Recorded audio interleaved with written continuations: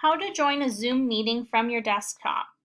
To join a Zoom meeting, a host first has to create a meeting and share the meeting URL or ID with you. Here we have an email with both the meeting URL and the meeting ID number. If you click the meeting URL, a link will open that will then ask you to open the Zoom app. If you click Open Zoom, you will be able to join the meeting.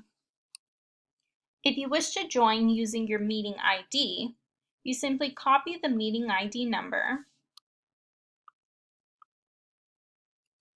Then you'll go into your Zoom app and click Join. Here, you can paste your meeting ID number and select if you want to turn off your audio or video. Once you're ready, click Join.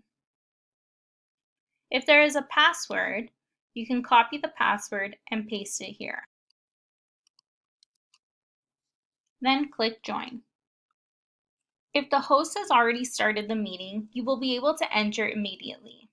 If the host has not started the meeting yet, you may be placed into a waiting room like this until the host arrives.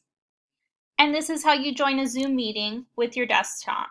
If this helped you, let us know by liking this video or commenting below. And don't forget to subscribe for more how-to instructional videos.